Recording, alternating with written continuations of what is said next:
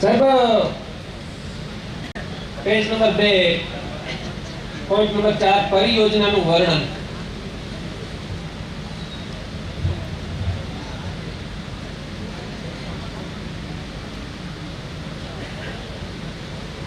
આની અંદર તમે એવો ઉલ્લેખ કર્યો છે કે જે ફોરેસ્ટ ક્લિયર સ્ટેજ 1 ની મેળવવામાં આવી છે, આ જમીન સપાટ ભૂપ્રદેશ અને મુખ્યત્વે બાવળ દ્વારા આવરી લેવામાં આવી છે.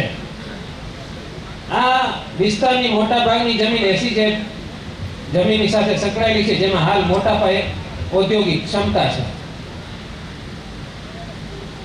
સાહેબ આ ફોરેસ્ટ લેન્ડ જે છે લગભગ એક હકપત્રક મારી પાસે છે. 1982 ની અંદર કલેક્ટર દ્વારા એ ફોરેસ્ટ લેન્ડ નેમ કરવામાં આવી છે. આ ફોરેસ્ટ લેન્ડ શા માટે નેમ કરવામાં આવી? કે આપણે અહીંયા આગળ પર્યાવરણનું રક્ષણ થાય, વાતાવરણ શુદ્ધ થાય, પશુપાલકોને ફાયદો થાય અને એની અંદર ફોરેસ્ટ ખાતા દ્વારા, વન વિભાગ દ્વારા કરોડો રૂપિયાનો ખર્ચ કરી અત્યાર સુધી કરોડો રૂપિયાનો, અને મીઠા ઝાડ વાવવામાં આવ્યા છે બધી જગ્યાએ. ત્યાં કદાચ નીકળી ગયા છે અત્યારે, જ્યાં તમે એમણે 2-4 વર્ષ ત્યાં છોડી દીધું છે કે હવે તો જવાનું જ છે. એટલે એના ઉપર ગવર્નમેન્ટ એટલે કે પ્રજાના પૈસે અત્યાર સુધી જે કરોડો રૂપિયા વપરાણા એ વન વિભાગના એના ઉપર, અને એમણે જે મહેનત કરી એના ઉપર, એ પૈસા અત્યારે પાણીમાં જશે કે કેમ?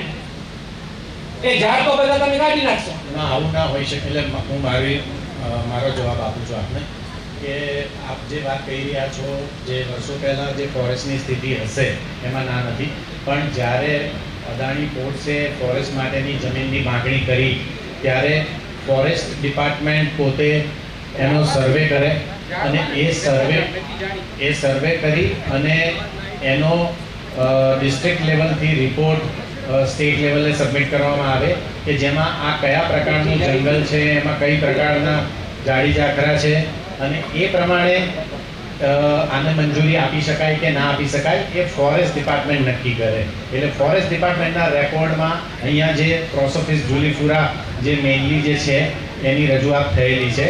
અમારા અભ્યાસ રિપોર્ટમાં તો એ અત્યારે આવી, બાકી ઓલરેડી ફોરેસ્ટના રેકોર્ડમાં એ વસ્તુ મેન્શન થયેલી છે અને જેના આધારે આ સ્ટેજ 1 ફોરેસ્ટ ક્લિયરન્સ એમણે આપ્યું છે. બીજી વાત આપણે પૈસાની કરી કે ફોરેસ્ટે પોતાની આ જમીન ડેવલપ કરવા માટે પૈસા ખર્ચ્યા હશે. જ્યારે ફોરેસ્ટ ડાયવર્ઝન કોઈ પણ પ્રોજેક્ટ માટે કરવામાં આવે છે ત્યારે મેં અગાઉ પણ જણાવ્યું એમ કે એટલી જ એમાઉન્ટની ફોરેસ્ટ લેન્ડ અમારે આપવાની રહે છે.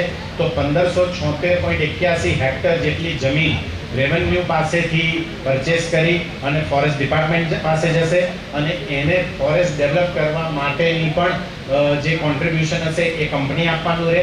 અને ત્યારબાદ આનું જે સ્ટેજ 1 ફોરેસ્ટ ક્લિયરન્સ મળ્યું છે એમાં અનેક વિવિધ પ્રકારની કન્ડિશન છે જેનું કંપનીએ પાલન કરવાનું રહેશે અને કંપનીને એ ખર્ચો પણ કરવાનો રહેશે. સાહેબ પેટા પ્રશ્ન એની અંદર કે તમે કીધું એ જમીન જે ફોરેસ્ટ પરચેસ કરશે હવે પરચેસ કરશે અથવા તો તમે પરચેસ કરીને એને આપશો, બરોબર ને? આ જ મુદ્દો છે ને તમારો. એક તમે બીજા કોઈકના સવાલના જવાબમાં એ કીધું હતું કે રાપર અથવા તો ગુજરાતમાં ગમે ત્યાં, રાપર અથવા તો ગુજરાતમાં ગમે ત્યાં ફોરેસ્ટ લેન્ડ જ્યારે અહીંયા કને બનાવવામાં આવી, એની અંદર ડેવલપ કરવામાં આવી, આ વિસ્તારને ધ્યાને રાખી ડેવલપ કરવામાં આવી છે, બરોબર? કે આ વિસ્તારની જરૂરિયાત છે. આ વિસ્તારની જરૂરિયાતને આપણે રાપર અથવા તો ગુજરાતમાં બીજે ક્યાંક લઈ જઈએ એનાથી અહીંયાના લોકોને શું ફાયદો થાય? એટલે એ તો જે ફોરેસ્ટ ડાયવર્ઝન કરી અને જે ફોરેસ્ટ બીજી જે જમીન કરવાની છે એની પ્રક્રિયાનો પાર્ટ છે.